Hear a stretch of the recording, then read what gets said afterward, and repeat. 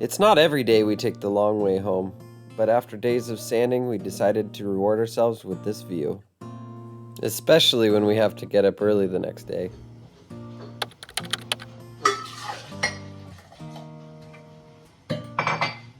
Hi. Hi. It's cold. Oh.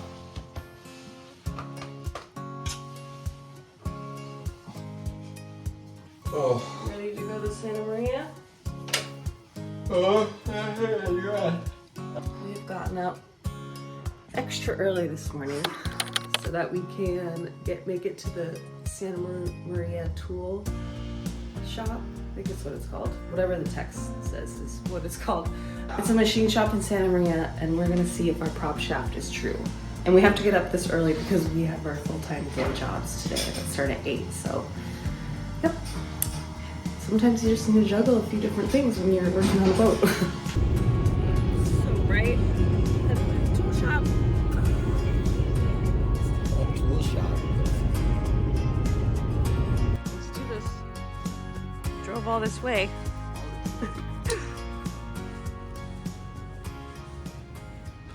Morning. This is Grant, and I'm Noel, and here's Ember and Ash, and you found our channel.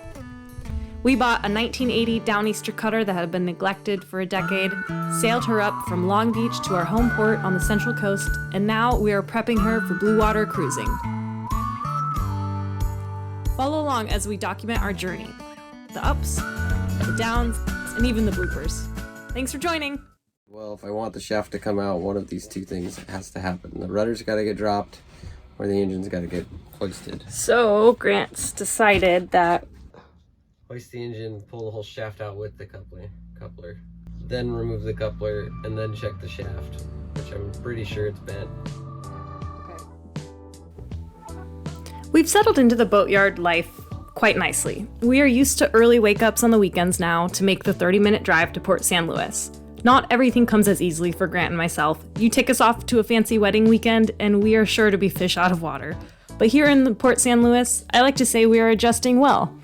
I look forward to the picnic I get to pack every time we go to work on the boat. Considering we are working so much, there's rarely time to cook in the galley.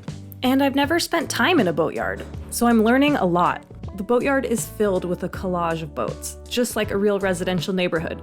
You have your fixer-uppers, the fancy yachts, your abandoned, soon-to-be crushed vessels. It's a total toss-up.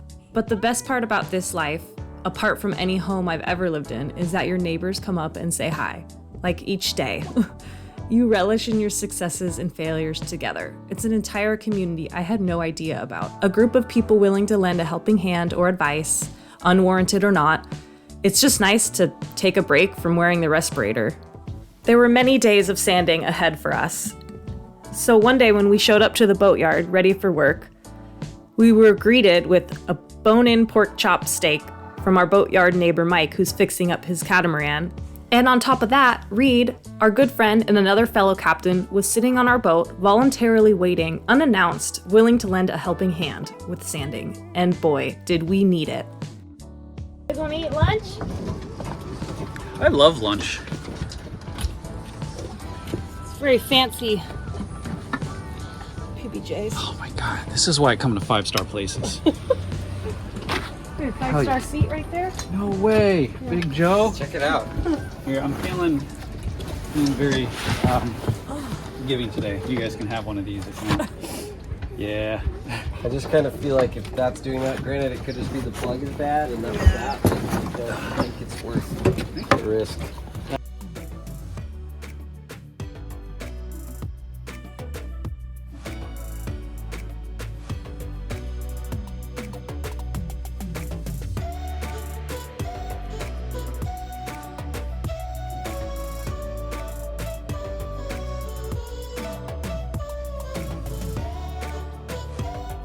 Moving on to the next project, we started to discuss the game plan for these holes we drilled into the boat. We noticed quite a few voids in our keel, areas where water could pond or sit between the fiberglass and the lead keel. Some say not to worry about this, but we decided to fill these voids with epoxy. All right, mix up epoxy and fill these holes.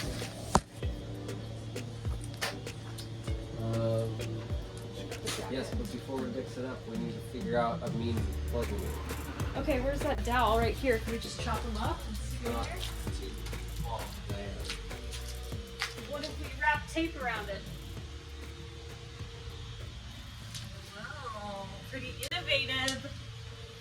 Yeah, so why don't you make this up? We don't need to plug all the holes, we'll just have to plug the bottom one.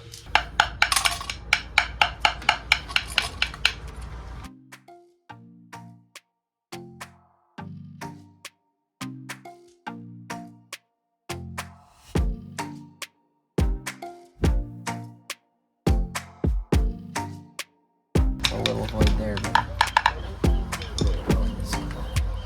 So...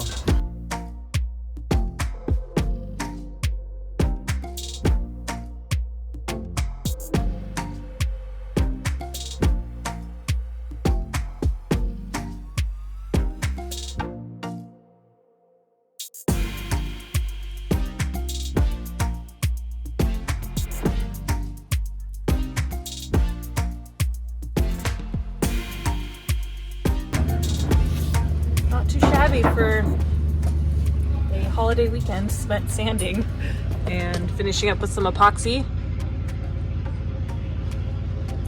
And then hopefully voids. we're gonna get to painting in a week or two, maybe a week. Baby steps.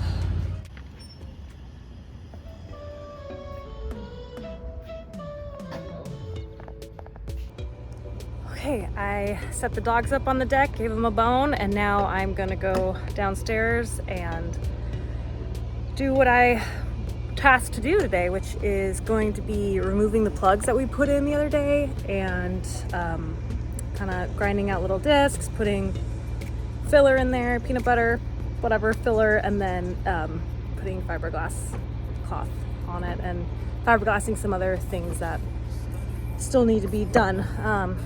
Yeah, this is my first day without Grant doing some of these things, so I'm gonna take it slow. Oh my god, a yellow finch!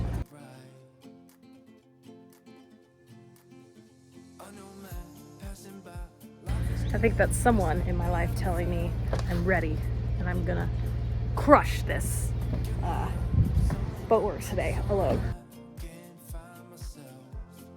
Step 1 was removing the plugs that we put in the day before.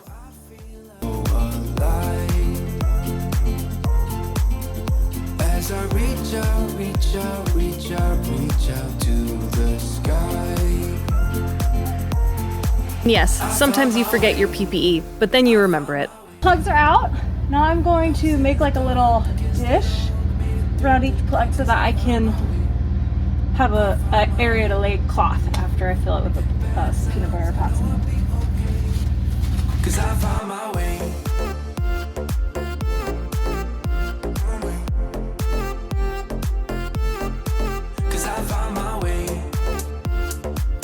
Step 3, clean and prep for the fiberglass.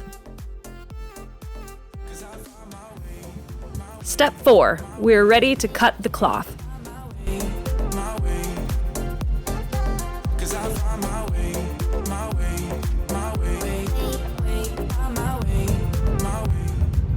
We got some new seacocks because the through holes that we were gonna reinstall here, we started to service them and they just crumbled. So we got a new seacock, and the new ones, we're gonna epoxy the backing in place, so we actually don't need these holes. So I am going to grind these out and also patch up some fiberglass with them here. So that's what I'm gonna do right now.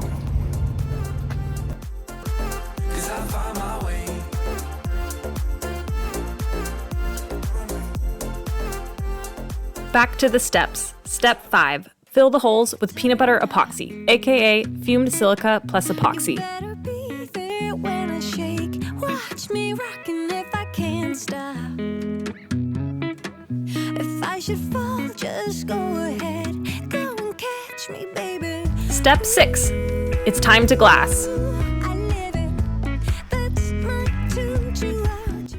I finished my first full workday on the hard, alone. I've been learning so much being in the boatyard, and not just about power tools and DIY fixes.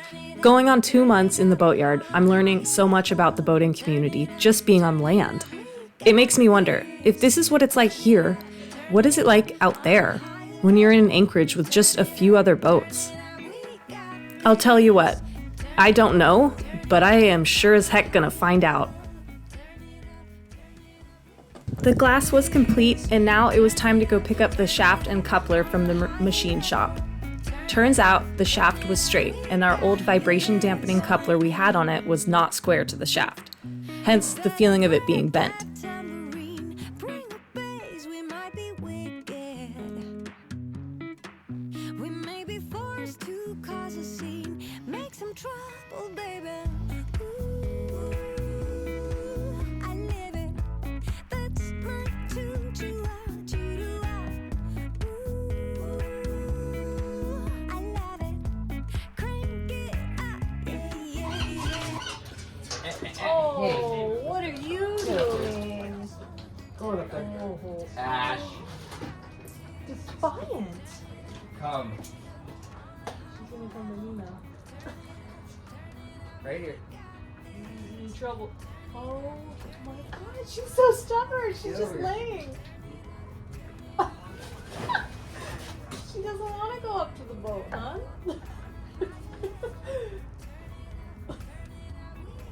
So hard when it's you. You have to listen. Go on up. We're gonna leave soon. My favorite lunch. Nachos.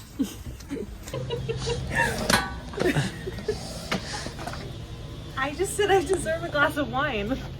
I just sanded the last 4 days. My back is aching, and I don't think I need to justify anymore.